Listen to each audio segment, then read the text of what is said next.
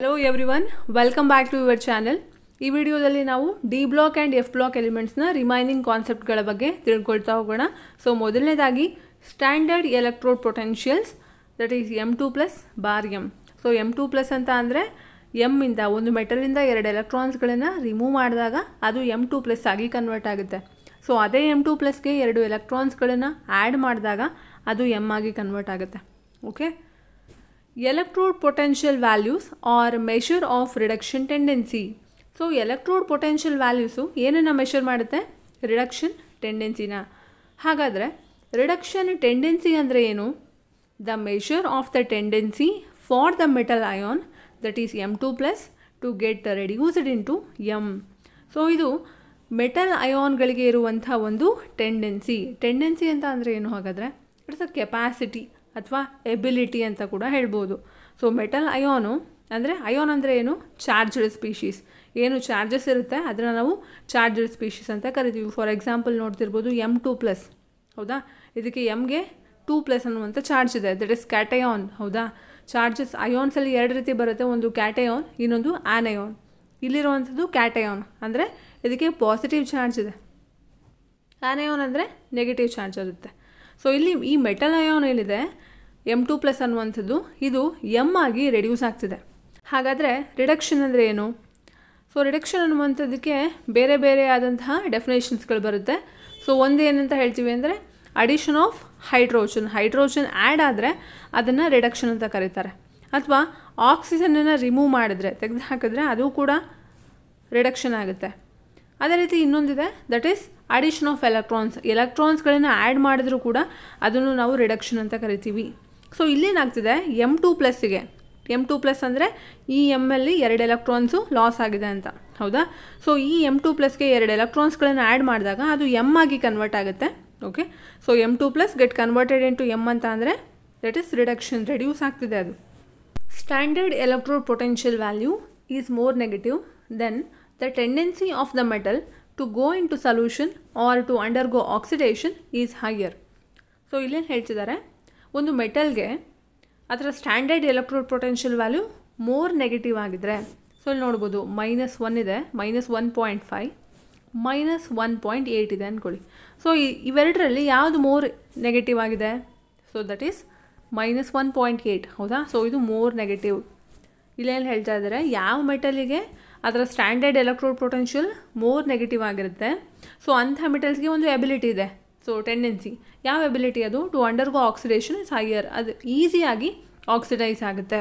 So oxidise ಈಸಿಯಾಗಿ ಆಗ್ತಿದೆ ಅಂದರೆ ರಿಡಕ್ಷನ್ ಈಸಿಯಾಗಿ ಆಗಲ್ಲ ಅಂತ ಅರ್ಥ. ಸೊ ಇದೊಂದು ನಿಮ್ಮ ಮೈಂಡಲ್ಲಿ ಇರಬೇಕು. ಸೊ ಒಂದು ಮೆಟಲ್ಗೆ ಅದರ electrode potential value more negative ಆಗಿದೆ ಅಥವಾ ಲೆಸ್ ಪಾಸಿಟಿವ್ ಆಗಿದೆ ಅಂತ ಅಂದರೆ ಸೊ ಅದರ ರಿಡಕ್ಷನ್ ಎಬಿಲಿಟಿ ತುಂಬಾ ಕಡಿಮೆ ಇರುತ್ತೆ. ಓಕೆ, ಆದರೆ ಆಕ್ಸಿಡೈಸಿಂಗ್ ಎಬಿಲಿಟಿ ಜಾಸ್ತಿ ಇರುತ್ತೆ. ಆಕ್ಸಿಡೈಸಿಂಗ್ ಅಂದರೆ ಎಲೆಕ್ಟ್ರಾನ್ಸ್ಗಳನ್ನು ರಿಮೂವ್ ಮಾಡ್ಕೊಳ್ಳುವಂಥ ಎಬಿಲಿಟಿ ಜಾಸ್ತಿ ಇರುತ್ತೆ. ಓಕೆ, ಆಗ ಅದು ಹೈಲಿ ಸ್ಟೇಬಲ್ ಆಗಿರುತ್ತೆ. ಸೊ ಇಲ್ಲೊಂದಿಷ್ಟು ವ್ಯಾಲ್ಯೂಗಳನ್ನು ಕೊಟ್ಟಿದ್ದಾರೆ, ಯಾವ್ಯಾವ ಎಲಿಮೆಂಟ್ಗೆ ಎಷ್ಟೆಷ್ಟು ಎಲೆಕ್ಟ್ರೋಡ್ ಪೊಟೆನ್ಷಿಯಲ್ ಇರುತ್ತೆ ಅನ್ನುವಂಥದ್ದು. ಸೊ ಇವೆಲ್ಲವೂ ಕೂಡ ನೀವು ನೋಡ್ತಿರ್ಬೋದು ಎಷ್ಟೆಷ್ಟು ವ್ಯಾಲ್ಯೂಸ್ ಇದೆ ಅಂತ. ಸೊ ಮೋರ್ ನೆಗೆಟಿವ್ ಆಗಿದ್ದರೆ ಸೊ ಅದರ ಆಕ್ಸಿಡೇಷನ್ ಪೊಟೆನ್ಷಿಯಲ್ ಜಾಸ್ತಿ ಇರುತ್ತೆ, ರಿಡಕ್ಷನ್ ಪೊಟೆನ್ಷಿಯಲ್ ಕಮ್ಮಿ ಇರುತ್ತೆ. ರಿಡಕ್ಷನ್ ಅಂತ ಅಂದರೆ ಅಡಿಷನ್ ಆಫ್ ಎಲೆಕ್ಟ್ರಾನ್. ಸೊ ಈಸಿಯಾಗಿ ಎಲೆಕ್ಟ್ರಾನ್ಸನ್ನು ನಾವು ಆ್ಯಡ್ ಮಾಡೋದಕ್ಕಾಗಲ್ಲ. ಸೊ ಇಲ್ಲಿ ನೀವು ನೋಡ್ತಿರ್ಬೋದು ಕಾಪರ್ಗೆ ಪಾಸಿಟಿವ್ ಚಾರ್ಜ್ ಇದೆ, ಹೌದಾ? ಸೊ ಇದೇನಾಗುತ್ತೆ, ಈಸಿಯಾಗಿ ರೆಡ್ಯೂಸ್ ಆಗುತ್ತೆ, ರಿಡಕ್ಷನ್ ಆಗುತ್ತೆ, ಆದರೆ ಆಕ್ಸಿಡೈಸ್ ಆಗೋದು ಕಷ್ಟ ಆಗುತ್ತೆ. The unique behaviour of copper having a positive E0 value account for its inability to liberate hydrogen from acids. So ಏನು? ಸೊ ಆಗಲೇ ನೋಡಿದ್ರೆ ನೀವು ಕಾಪರ್ಗೆ +0.34 ವ್ಯಾಲ್ಯೂ ಇತ್ತು, ಹೌದಾ? ಸೊ ಅದಿರೋದ್ರಿಂದ ಈ ಕಾಪರ್ಗೆ ಏನಾಗುತ್ತೆ, ಅದು ಆ್ಯಸಿಡ್ಸಿಂದ ಹೈಡ್ರೋಜನ್ ಏನಿದೆ ಸೊ ಅದನ್ನು ಲಿಬ್ರೇಟ್ ಮಾಡೋದಕ್ಕೆ ಆಗಲ್ಲ. ಓಕೆ, ಸೊ ಅದರ ಎಬಿಲಿಟಿ ಕಮ್ಮಿ ಇದೆ. Only oxidising acids can dissolve copper, the acids being reduced. So oxidising ಆ್ಯಸಿಡ್ಸ್ಗಳು ಮಾತ್ರ ಕಾಪರ್ನ ಡಿಸಾಲ್ವ್ ಮಾಡುತ್ತೆ ಆ್ಯಂಡ್ ಆ ಆ್ಯಸಿಡ್ಸ್ಗಳು ರೆಡ್ಯೂಸ್ ಆಗುತ್ತೆ. The high energy to transform copper to copper 2+ is not balanced by its hydration enthalpy. So ಏನಿದೆ, ನಮ್ಮ copper ಏನಿದೆ ಅದು ಕಾಪರ್ ಅಯಾನ್ ಅಂದರೆ Cu2+ ಆಗಿ ಕನ್ವರ್ಟ್ ಆಗಬೇಕು ಅಂದರೆ ತುಂಬ ಜಾಸ್ತಿ ಎನರ್ಜಿ ಬೇಕಾಗುತ್ತೆ, ಆದರೆ ಅದು ಅದರ ಹೈಡ್ರೇಷನ್ ಎಂಥಾಲ್ಪಿಯಿಂದ ಬ್ಯಾಲೆನ್ಸ್ ಆಗಲ್ಲ. The general trend towards less negative E0 values across the series is related to the general increase in the sum of the first and second ionization enthalpy. So ನಾವೇನೋ ಒಂದು trend ನೋಡ್ತೀವಿ, general trend. So across the series less negative E0 values ಬರ್ತಾ ಹೋಗುತ್ತೆ, ಹೌದಾ? So ಅದು ಯಾವುದಕ್ಕೆ relate ಆಗಿದೆ ಅಂದರೆ general increase in the sum of the first and second ionisation enthalpy. So ಅದರ ಸಮ್ಮಿಗೆ ರಿಲೇಟ್ ಆಗಿದೆ. ಸೊ ಅದೇನಾಗುತ್ತೆ, ಇನ್ಕ್ರೀಸ್ ಆಗ್ತಾ ಬರುತ್ತೆ. E0 value for manganese is more negative than expected. So ಮ್ಯಾಂಗನೀಸ್ಗೇನು E0 ವ್ಯಾಲ್ಯೂ ಇದೆ ಅದು ಎಕ್ಸ್ಪೆಕ್ಟೆಡ್ ವ್ಯಾಲ್ಯೂಗಿಂತ ಜಾಸ್ತಿ ನೆಗೆಟಿವ್ ಆಗಿದೆ.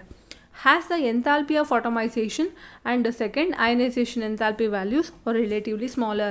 ಸೊ ಇಲ್ಲಿ ಮೋರ್ ನೆಗೆಟಿವ್ ಆಗಿರೋದ್ರಿಂದ ಅದರ ಎಂಥಾಲ್ಪಿ ಆಫ್ ಆಟೋಮೈಸೇಷನ್ ಆಗಿರ್ಬೋದು ಅಥವಾ ಸೆಕೆಂಡ್ ಅಯನೈಸೇಷನ್ ಎಂಥಾಲ್ಪಿ ವ್ಯಾಲ್ಯೂಸ್ ಆಗಿರ್ಬೋದು, ಇದು ರಿಲೇಟಿವ್ಲಿ ಸ್ಮಾಲರ್ ಆಗಿದೆ, ಕಡಿಮೆ ಆಗಿದೆ. E0 value for zinc is also more negative than expected from the trend, and the same can be attributed to the lower enthalpy of atomization and second ionization enthalpy. So ಅದೇ ರೀತಿಯಾಗಿ ಜಿಂಕ್ನ E0 value ನಾವು ನೋಡೋದಾದರೆ so ಅದು ಕೂಡ expected ವ್ಯಾಲ್ಯೂಗಿಂತ more negative ಆಗಿದೆ. So ಅದರಿಂದ ಏನಾಗ್ತಿದೆ, enthalpy of ionisation ಆಗಿರ್ಬೋದು, ಸೆಕೆಂಡ್ ಅಯನೈಸೇಷನ್ ಎಂಥಾಲ್ಪಿ ಆಗಿರ್ಬೋದು, ಇದು ಕೂಡ ಕಡಿಮೆ ಇದೆ. Next one is standard electrode potential bar M3+ bar M2+. So ಇಲ್ಲಿ ನೀವು ನೋಡ್ತಿರ್ಬೋದು, so M3+ get converted into M2+, ಹೌದಾ? ಸೊ ಅದರ ಎಲೆಕ್ಟ್ರೋಡ್ ಪೊಟೆನ್ಷಿಯಲ್ ವ್ಯಾಲ್ಯೂಸ್ ನಾವು ಸ್ಕ್ಯಾಂಡಿಯಮ್ ವ್ಯಾಲ್ಯೂ ನೋಡೋದಾದರೆ ದಟ್ ಈಸ್ -2.10 ಇದೆ. ಸೊ ಮೋರ್ ನೆಗೆಟಿವ್ ವ್ಯಾಲ್ಯೂ ಇದೆ, ಹೌದಾ? So the low value for scandium reflects the stability of scandium 3+. So ಈ ಲೋ ವ್ಯಾಲ್ಯೂ ಏನಿದೆ ಅಂದರೆ ಮೋರ್ ನೆಗೆಟಿವ್ ವ್ಯಾಲ್ಯೂ ಏನಿದೆ, ಸೊ ಇದು ಏನು ರಿಫ್ಲೆಕ್ಟ್ ಮಾಡ್ತಿದೆ ಅಂದರೆ ಸ್ಟೆಬಿಲಿಟಿ ಆಫ್ ಸ್ಕ್ಯಾಂಡಿಯಮ್ 3+. ಯಾಕೆ? ಸೊ ಅದರ noble gas configuration. So noble gas configuration ಸ್ಕ್ಯಾಂಡಿಯಮ್ನ ಎಲೆಕ್ಟ್ರಾನಿಕ್ ಕಾನ್ಫಿಗರೇಷನ್ ಏನು? Argon 3d1 4s2. Okay, so ಇದರಿಂದ 3 ಎಲೆಕ್ಟ್ರಾನ್ನ ರಿಮೂವ್ ಮಾಡಿದಾಗ ಸೊ ನಮಗೇನು ಸಿಗುತ್ತೆ, ದಟ್ ಇಸ್ ಆರ್ಗಾನ್. ಅಂದರೆ ಇದು ನೋಬಲ್ ಗ್ಯಾಸಾ? ಸೊ ಆಗೇನಾಗುತ್ತೆ, ಈ ಸ್ಕ್ಯಾಂಡಿಯಮ್ಮಿಂದ ನೀವು 3 ಎಲೆಕ್ಟ್ರಾನ್ನ ರಿಮೂವ್ ಮಾಡಿದಾಗ ಏನಾಗುತ್ತೆ, ಸೊ ಅದು ನೋಬಲ್ ಗ್ಯಾಸ್ ಕಾನ್ಫಿಗರೇಷನ್ಗೆ ಬರುತ್ತೆ. ಸೊ ಆಗೋದು ಹೈಲಿ ಸ್ಟೇಬಲ್ ಆಗುತ್ತೆ, ಓಕೆನಾ? ಸೊ ಅದರಿಂದ ಅದಕ್ಕೆ ಮೋರ್ ನೆಗೆಟಿವ್ ವ್ಯಾಲ್ಯೂ ಇದೆ. ಸೊ ಅಲ್ಲಿಲ್ಲ, ಸೊ ನೀವು ಬರ್ಕೊಳ್ಳಿ, ಸ್ಕ್ಯಾಂಡಿಯಮ್ಗೆ -2.10 ಇದೆ. ಸೊ ಆ ಕಾಲಮಲ್ಲಿ ಅಲ್ಲಿ ಸ್ಕ್ಯಾಂಡಿಯಮ್ ವ್ಯಾಲ್ಯೂ ಇಲ್ಲ, ಬಟ್ ನೀವು ಬರ್ಕೊಳ್ಳಿ ಸ್ಕ್ಯಾಂಡಿಯಮ್ಗೆ -2.10 ಇದೆ value. The value for zinc should be very high has zinc 3+. If exist readily get converted into zinc 2+ with the stable D10 configuration.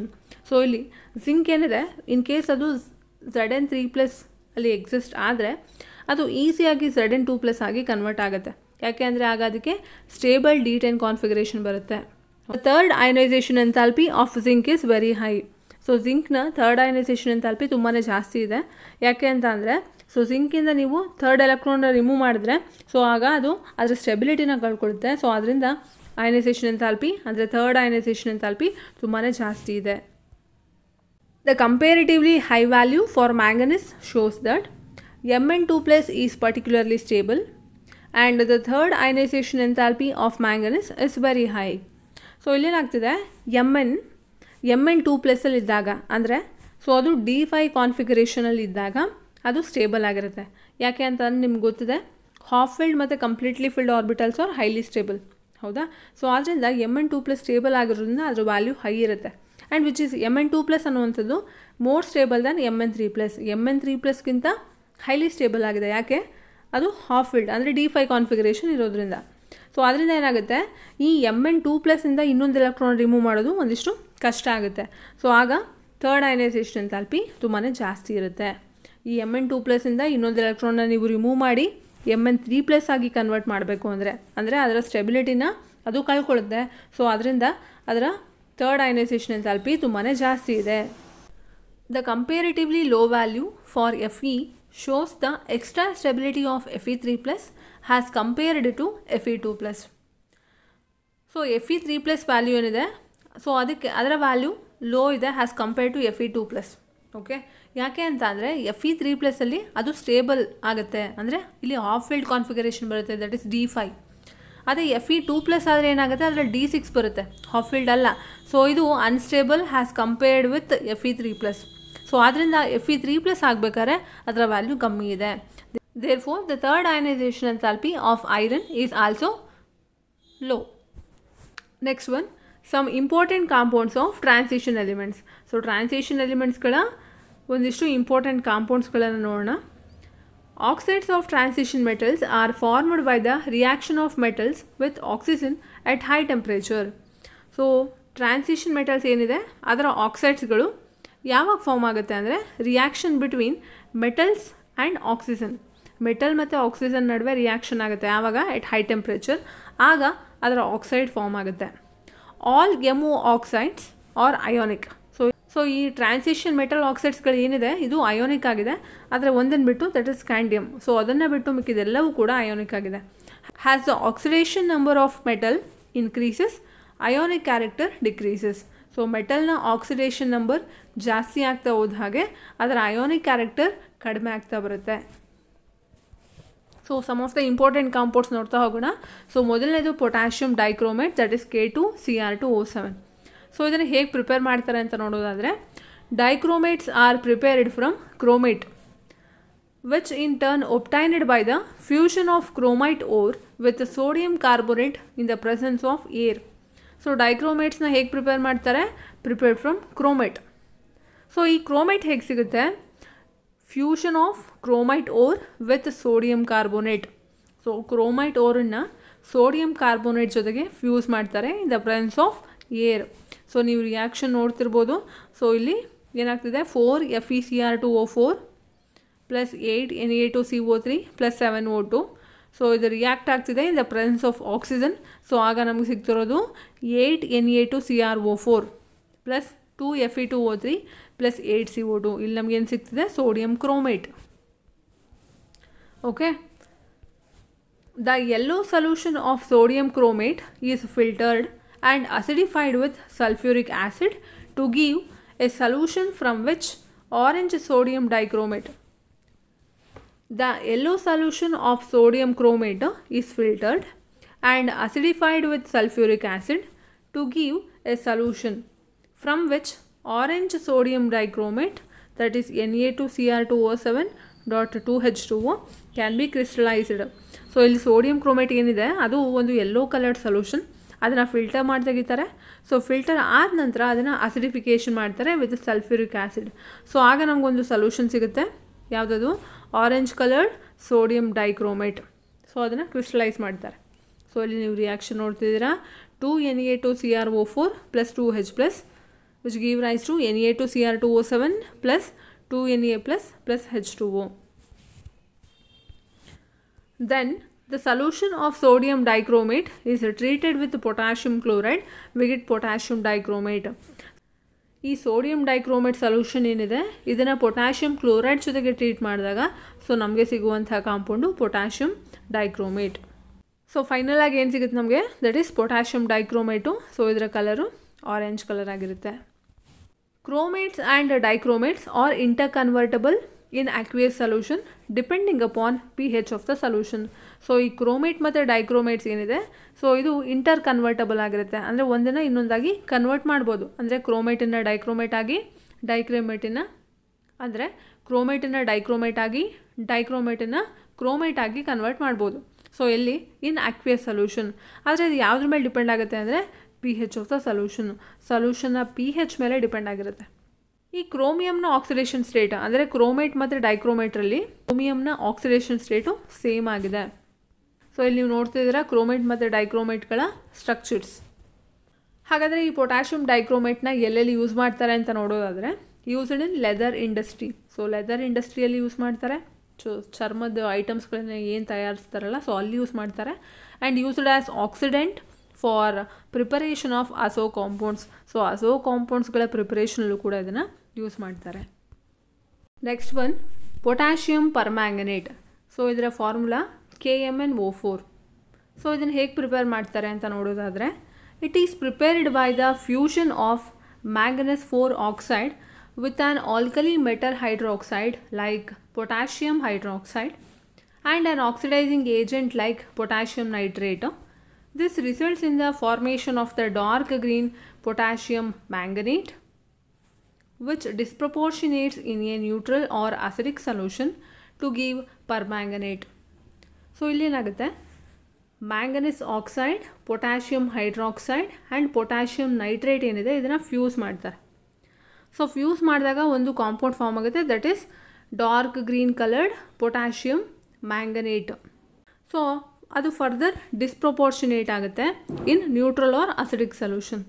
ಈ ಡಿಸ್ಪ್ರೊಪೋರ್ಷನೇಷನ್ ಅಂದರೆ ಏನು? ಇದು ಒಂದು ರೆಡಾಕ್ಸ್ ರಿಯಾಕ್ಷನ್. ಇಲ್ಲೇನಾಗುತ್ತೆ, ಒಂದು ಇಂಟರ್ಮೀಡಿಯೇಟ್ ಆಕ್ಸಿಡೇಷನ್ ಸ್ಟೇಟ್ ಇರುವಂತಹ ಕಾಂಪೌಂಡು 2 ಕಾಂಪೌಂಡ್ ಆಗಿ convert ಆಗುತ್ತೆ. ಸೊ ಆ 2 ಕಾಂಪೌಂಡ್ಗಳಲ್ಲಿ ಒಂದಕ್ಕೆ ಹೈಯರ್ ಆಕ್ಸಿಡೇಷನ್ ಸ್ಟೇಟ್ ಇರುತ್ತೆ, ಇನ್ನೊಂದು ಲೋಯರ್ ಆಕ್ಸಿಡೇಷನ್ ಸ್ಟೇಟ್ ಇರುತ್ತೆ. ಓಕೆ, ಸೊ ಎಲ್ಲಾಗುತ್ತೆ ಇನ್ನು neutral or acidic solution. So ಆಗ ಸಿಗುವಂಥದ್ದು ನಮಗೆ permanganate. So next one is properties. ಇದರ ಫಿಸಿಕಲ್ ಪ್ರಾಪರ್ಟೀಸ್ ನೋಡೋದಾದರೆ, potassium permanganate forms dark purple, that is almost black crystals which are isostructural with those of potassium perchlorate. So ಈ potassium permanganate ಏನಿದೆ ಇದು ಒಂದು dark purple crystals ಆಗಿದೆ, almost black colour ಇರುತ್ತೆ. And ಇದರ structure ಅಂದರೆ ಐಸೋಸ್ಟ್ರಕ್ಚರಲ್ with those of potassium ಪರ್ಕ್ಲೋರೇಟ್.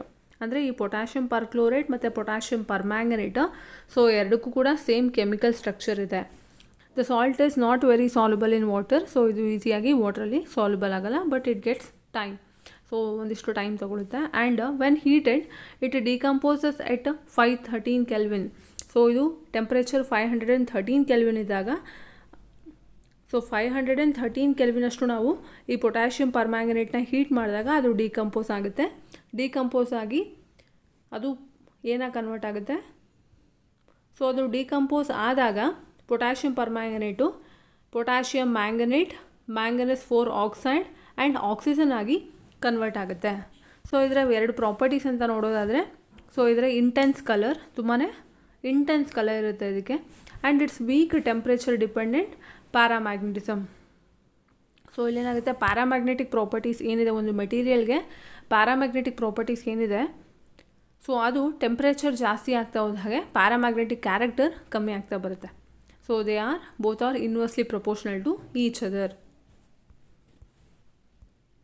So ಇದರ structures ಅಂದರೆ ಮ್ಯಾಂಗನೇಟ್ ಅಯಾನ್ ಮತ್ತು ಪರ್ಮ್ಯಾಂಗನೇಟ್ ಅಯಾನ್ನ ಸ್ಟ್ರಕ್ಚರ್ ನೋಡೋದಾದರೆ, ಸೊ ಇದು ಮ್ಯಾಂಗನೇಟ್ ಅಯಾನ್ನ ಸ್ಟ್ರಕ್ಚರ್. ಸೊ ಇದು ಗ್ರೀನ್ ಕಲರ್ ಇರುತ್ತೆ and tetrahedral structure. And permanganate ion, so ಇದರ ಕಲರ್ ಬಂದು ಪರ್ಪಲ್. ಸೊ ಇದು ಕೂಡ ಟೆಟ್ರಾಹೈಡ್ರಲ್ ಸ್ಟ್ರಕ್ಚರ್. ಈ ಮ್ಯಾಂಗನೇಟ್ ಏನಾಗಿರುತ್ತೆ, manganate ion paramagnetic in nature, permanganate diamagnetic in nature. Pi bonding takes place by the overlap of p orbitals of oxygen with d orbitals of manganese. ಇಲ್ಲಿ pi bond form ಆಗುತ್ತೆ. ಯಾಕೆ ಅಂತಂದರೆ by the overlap of ಆಕ್ಸಿಜನ್ನ P orbital ಮತ್ತು ಮ್ಯಾಂಗನೀಸ್ನ D orbital overlap ಆಗೋದ್ರಿಂದ pi bond form ಆಗುತ್ತೆ. So ಇಲ್ಲಿ ಹೇಗೆ ಪ್ರಿಪೇರ್ ಆಗುತ್ತೆ ಅಂತ ನೋಡೋದಾದರೆ, so 2MnO2 that is manganese 4 oxide potassium hydroxide ಜೊತೆಗೆ ರಿಯಾಕ್ಟ್ ಆಗ್ತಿದೆ in the presence of oxygen. So ಆಗ ನಮಗೆ ಬರೋವಂಥದ್ದೇನು, potassium manganate and water. So ಈ ಪೊಟ್ಯಾಷಿಯಮ್ ಮ್ಯಾಂಗನೇಟ್ 4H+ ಜೊತೆ ರಿಯಾಕ್ಟ್ ಆದಾಗ ನಮಗೇನು ಸಿಗುತ್ತೆ, that is potassium permanganate and manganese oxide, water and 4K+. So next one is commercial method. So commercially ಇದನ್ನು ಹೇಗೆ ಪ್ರಿಪೇರ್ ಮಾಡ್ತಾರೆ ಅಂತ ನೋಡೋದಾದರೆ, it is prepared by the alkaline oxidative fusion of manganese 4 oxide followed by the electrolytic oxidation of manganate 6 ion. So ಇಲ್ಲಿ ನೀವು ನೋಡ್ತಾ ಇದ್ದೀರಾ manganese oxide. So ಅದನ್ನು ಪೊಟ್ಯಾಷಿಯಮ್ ಹೈಡ್ರಾಕ್ಸೈಡ್ ಜೊತೆಗೆ ಫ್ಯೂಸ್ ಮಾಡ್ತಿದ್ದಾರೆ and oxidised with air or potassium nitrate. So ಆಗಿ ಬರೋವಂಥದ್ದು manganate ion. So next one is laboratory method. So ಲ್ಯಾಬ್ಗಳಲ್ಲಿ ಹೇಗೆ ಪ್ರಿಪೇರ್ ಮಾಡ್ತಾರೆ ಅಂತ ನೋಡೋದಾದರೆ, in the laboratory a manganese second ion salt is oxidised by peroxo disulphate to permanganate. So ಇಲ್ಲೇನು ಮಾಡ್ತಾರೆ, manganese 2 ion ಸಾಲ್ಟನ್ನು ತಗೊಳ್ತಾರೆ, ಅದನ್ನು ಪರಾಕ್ಸೋ ಡೈಸಲ್ಫೇಟಿಂದ ಆಕ್ಸಿಡೈಸ್ ಮಾಡ್ತಾರೆ. ಸೊ ಆಗ ಅದು ಪರ್ಮ್ಯಾಂಗನೇಟ್ ಆಗಿ ಕನ್ವರ್ಟ್ ಆಗುತ್ತೆ. ಓಕೆ, ಸೊ ಇಲ್ಲಿ ರಿಯಾಕ್ಷನ್ ನೋಡ್ತಿದ್ದೀರಾ, 2Mn2 plus 5S2O8 2 minus 8H2O which give rise to 2MnO4 minus, that is permanganate 10SO4 2 minus plus 16H+. Acidified permanganate solution oxidizes oxalates to carbon dioxide, iron second to iron third, nitrites to nitrates and iodides to free iodine. So ಇಲ್ಲಿ ಈ acidified permanganate ಸೊಲ್ಯೂಷನ್ನು ಆಕ್ಸಲೇಟ್ನ carbon dioxide ಆಗಿ, iron ಸೆಕೆಂಡನ್ನು iron third ion ಆಗಿ, ನೈಟ್ರೈಟ್ಸನ್ನು nitrates ಆಗಿ, ಅಯೋಡೈಡ್ಸನ್ನು ಅಯೋಡಿನ್ ಆಗಿ ಆಕ್ಸಿಡೈಸ್ ಮಾಡುತ್ತೆ. The half reactions of reductants are. So ಒಂದಿಷ್ಟು ಹಾಫ್ ರಿಯಾಕ್ಷನ್ಸ್ಗಳನ್ನು ಕೊಟ್ಟಿದ್ದಾರೆ ಹೇಗೆ ಆಕ್ಸಿಡೈಸ್ ಆಗುತ್ತೆ ಅಂತ. ಸೊ ಇಲ್ಲಿ ನೋಡಿ, ಆಕ್ಸಲೇಟ್ಸು ಕಾರ್ಬನ್ ಡೈಆಕ್ಸೈಡ್ ಆಗಿ ಕನ್ವರ್ಟ್ ಆಗ್ತಿದೆ. ಸೊ ಐರನ್ 2+ ಐರನ್ 3+ ಆಗಿ ಕನ್ವರ್ಟ್ ಆಗ್ತಿದೆ. ಆ್ಯಂಡ್ ನೈಟ್ರೈಟ್ಸು ನೈಟ್ರೇಟ್ಸ್ ಆಗಿ ಕನ್ವರ್ಟ್ ಆಗ್ತಿದೆ. ನೈಟ್ರೈಟ್ ಅಂದರೆ NO2, ನೈಟ್ರೇಟ್ ಅಂದರೆ NO3. ಅಯೋಡೈಡ್ಸು ಐ ಅಂತ ಅಂದರೆ ಬರೀ ಐ ಇದ್ದರೆ ಅದನ್ನು ಅಯೋಡೈಡ್ ಅಂತ ಹೇಳ್ತೀವಿ. I2 ಇದ್ದರೆ ಅಯೋಡಿನ್. ಸೊ ಅಯೋಡಿನ್ ಆಗಿ ಕನ್ವರ್ಟ್ ಆಗ್ತಿದೆ. ಇವೆಲ್ಲವೂ ಕೂಡ ಆಗ್ತಿರೋದು ಯಾವುದರಿಂದ? ಅಸಿಡಿಫೈಡ್ ಪೊಟ್ಯಾಷಿಯಂ ಪರ್ಮ್ಯಾಂಗನೇಟ್ ಸೊಲ್ಯೂಷನಿಂದ. Next one, few important oxidising reactions of KMnO4 are given below. So ಒಂದಿಷ್ಟು ಇಂಪಾರ್ಟೆಂಟ್ ಆಕ್ಸಿಡೈಸಿಂಗ್ ರಿಯಾಕ್ಷನ್ಸ್ಗಳು. ಸೊ ಮೊದಲನೇದು in acid solutions. Iodine is liberated from potassium iodide. So potassium ಅಯೋಡೈಡಿಂದ ಅಯೋಡಿನು ಲಿಬರೇಟ್ ಆಗ್ತಿದೆ. So ಇಲ್ಲಿ reaction ನೋಡ್ತಿದ್ದೀರಾ, 10I- + 2MnO4- ಇದು ಬಂದಿರೋದು potassium ಪರ್ಮ್ಯಾಂಗನೇಟಿಂದ, + 16H+ give rise to 2Mn2+ + 8H2O + 5I2. So next one is Fe2+ ion. So ಇದು green colour ಇರುತ್ತೆ, which is converted to Fe3+ ion. ಅಂದರೆ green is converted into yellow. So reaction ನೋಡ್ತಿದ್ದೀರಾ, 5Fe2+ + MnO4- + 8H+ give rise to Mn2+ + 4H2O + 5Fe3+. So Fe2+ Fe3+ ಆಗಿ convert ಆಗ್ತಿದೆ in the presence of potassium permanganate. Next one, oxalate ion is oxidised. Reaction ನೋಡ್ತಿದ್ದೀರಾ, 5C2O4 - ಅಂದರೆ oxalate ion + 2MnO4- + 16H+ give rise to 2Mn2+ + 8H2O + 10CO2. So ಇಲ್ಲಿ oxalate ion carbon dioxide ಆಗಿ convert ಆಗ್ತಿದೆ. So next one, nitrite is oxidised to nitrate. So NO2 ಅಂದರೆ nitrite, 5NO2- + 2MnO4- + 6H+ which is give rise to 2Mn2+ + 5NO3- + 3H2O. So nitrite nitrate ಆಗಿ convert ಆಗ್ತಿದೆ. So ಇದಿಷ್ಟು ಕೂಡ acid ಸೊಲ್ಯೂಷನಲ್ಲಿ. Next one is in neutral solution, oxidation of iodide to iodate. So reaction ನೋಡ್ತಿದ್ದೀರಾ, 2MnO4- + H2O + I- which give rise to 2MnO2 + 2OH- + IO3-. So ಇಲ್ಲೇನಾಗ್ತಿದೆ, iodate ಆಗಿ convert ಆಗ್ತಿದೆ. ಅಂದರೆ ಇಲ್ಲಿ ಆಗ್ತಿರುವಂಥ ಪ್ರೋಸೆಸ್ಸು ಆಕ್ಸಿಡೇಷನ್ ಅಂದರೆ ಅಡಿಷನ್ ಆಫ್ ಆಕ್ಸಿಜನ್. ಸೊ ಇಲ್ಲಿ ನೀವು ನೋಡ್ತಿದ್ದೀರಾ, I- ಇದೆ, ಇಲ್ಲಿ IO3- ಇದೆ. ಸೊ ಇಲ್ಲಿ ಆಗ್ತಿರುವಂಥದ್ದು ಆಕ್ಸಿಡೇಷನ್ ಪ್ರೋಸೆಸ್, ಅಂದರೆ ಆಕ್ಸಿಜನ್ನು ಆ್ಯಡ್ ಆಗ್ತಿದೆ. ಇಲ್ಲಿ iodide is oxidised to iodate. So addition of oxygen. Next one, thiosulphate is oxidised almost quantitatively to sulphate. ಇಲ್ಲಿ ಥಿಯೋಸಲ್ಫೇಟು ಸಲ್ಫೇಟ್ ಆಗಿ ಆಕ್ಸಿಡೈಸ್ ಆಗ್ತಿದೆ. ಸೊ ಇಲ್ಲಿ ನೀವು ನೋಡ್ತಿದ್ದೀರಾ, 8MnO4- + S2. ಇಲ್ಲಿ ರಿಯಾಕ್ಷನ್ನ ನೋಡ್ತಾ ಇದ್ದೀರಾ, 8MnO4- + 3S2O3 + H2O.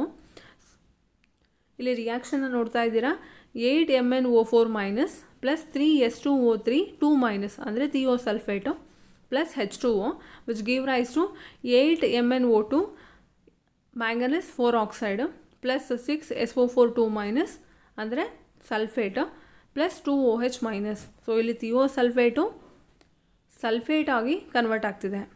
So next one, manganese salt is oxidised to MnO2 that is manganese 4 oxide. The presence of zinc sulphate catalyses the oxidation. So ಇಲ್ಲೂ ಕೂಡ ಆಗ್ತಿರುವಂತಹ ಪ್ರೋಸೆಸ್ ಆಕ್ಸಿಡೇಷನ್ನು. ಸೊ ಇದನ್ನು ಕೆಟಲೈಸ್ ಮಾಡ್ತಿರುವಂಥದ್ದು ಜಿಂಕ್ ಸಲ್ಫೇಟ್. ಸೊ ಆಗ manganese salt manganese 4 oxide ಆಗಿ convert ಆಗುತ್ತೆ. So ಇಲ್ಲಿ ರಿಯಾಕ್ಷನ್ ನೋಡ್ತಾ ಇದ್ದೀರಾ, 2MnO4-. ಸೊ ಇದು ಬಂದಿರುವಂಥದ್ದು ಪೊಟ್ಯಾಷಿಯಂ ಪರ್ಮ್ಯಾಂಗನೇಟಿಂದ + 3Mn2+ + 2H2O which is give rise to 5MnO2 that is manganese 4 oxide + 4H+.